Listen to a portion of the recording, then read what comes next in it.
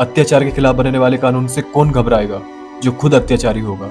भेदभाव के खिलाफ बनने वाले कानून का कौन विरोध करेगा जो खुद भेदभाव करता होगा। हाल ही में यूजीसी ने उच्च शैक्षिक संस्थानों में जातिगत भेदभाव के खिलाफ कानूनी रेगुलेशन नोटिफाई किया है, जिसका एकदम क्लियर उद्देश्य है कि एससी, एसटी, ओबीसी, महिलाएं और दिव्यांगजन के खिलाफ हो रहे जातिगत भेदभाव को दंडनीय बनाना, पनिशेबल बनाना। और ये डिसीजन अचानक से नहीं लिया गया। देश की प्रतिष्ठित क्राइम रिपोर्ट के अनुसार पिछले कुछ सालों में उच्च शैक्षिक संस्थानों में लगभग जातिगत भेदभाव 118% बढ़ा है।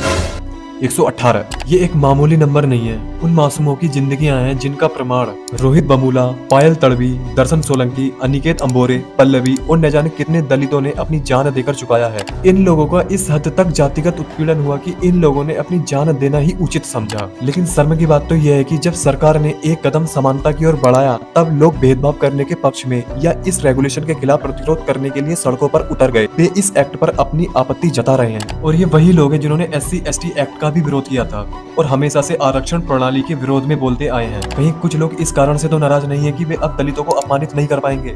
उनका ये अवैध विशेष अधिकार छीनने वाला है। कोई दूसरा बच्चा जाके खाने के लिए बैठ जाता तो उसको उठा दिया जाता है, उसको खाने नहीं दिया जाता है। खाने तुम इसमें खाओगी, बोलते इतने बड़े घर क्यों तुम इसमें खाओगी, इन लोगों के साथ खाओगी, ये बोला जाता है। अरे भाई, किस प्रकार का प्रतिरोध है ये, किस प्रकार की गर्मजोशी है।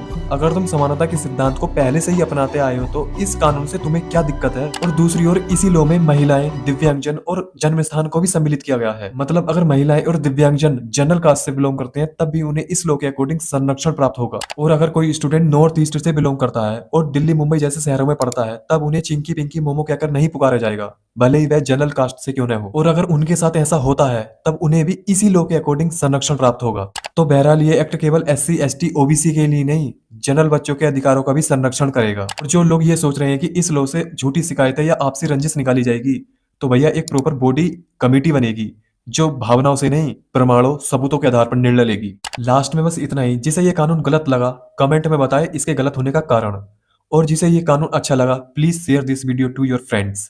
Thank you.